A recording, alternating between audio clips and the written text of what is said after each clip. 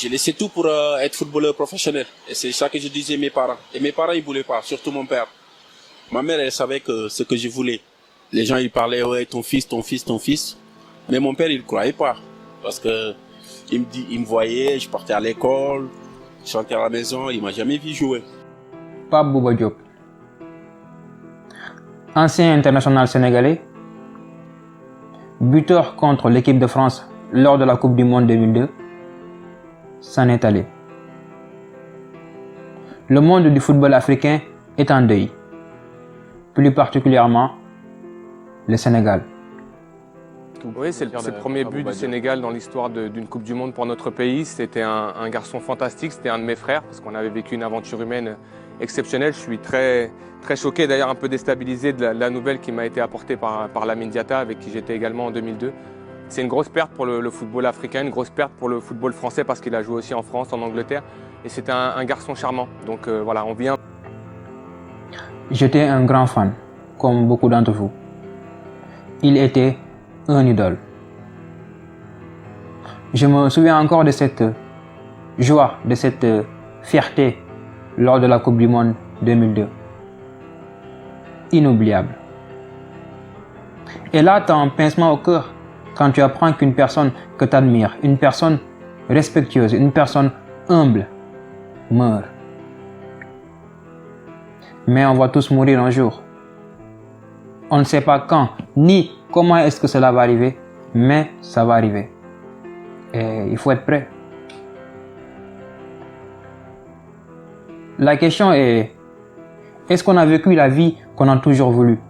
Est-ce qu'on s'est battu pour avoir la vie qu'on mérite? Parce que je vais te dire, lui il avait réalisé ses rêves avant de partir. Il voulait devenir footballeur. Et il y est parvenu. J'ai réalisé mes rêves. Donc, c'était d'être professionnel footballeur, venir en Europe, et puis jouer en Angleterre, jouer en France, et puis il y a beaucoup de choses. En tout cas, j'ai réalisé mon rêve. Et je suis fier de moi, je suis content. Je suis content de ma carrière. On a tous un rêve qu'on aimerait réaliser avant la fin de sa vie. Mais pour ce faire, il faut se donner les moyens, il faut se battre pour l'obtenir.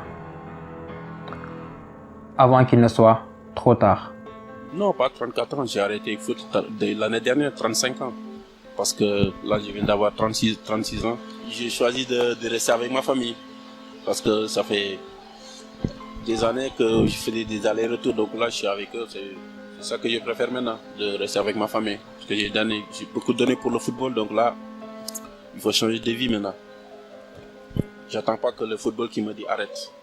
S'il y a des choses que j'ai apprises sur ce qu'elle vient de dire, c'est que dans la vie, il faut avoir un rêve et se battre pour obtenir ce rêve-là.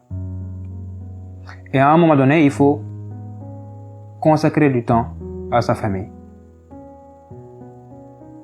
C'est très important. Et ce que je veux dire, c'est que la vie est courte. Le temps est ce qu'il y a de plus précieux. Tu dois vivre chaque jour comme si c'était ton dernier jour. Fixe-toi des objectifs et bats-toi, donne-toi les moyens pour les atteindre.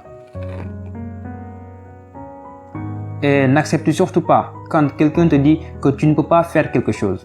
L'opinion que quelqu'un a de toi n'a pas à devenir ta réalité. Tu es unique, la preuve, ton empreinte digitale, et tu peux faire de grandes choses. Mais pour ce faire, il faut que tu crois en toi. C'est l'arme qu'il te faut pour faire taire toutes ces personnes qui disent que tu ne peux pas le faire, que tu ne vas pas y arriver. Parce qu'au bout du compte, il n'y a que toi qui peux le faire. Et n'oublie pas que tu es le maître de ton destin.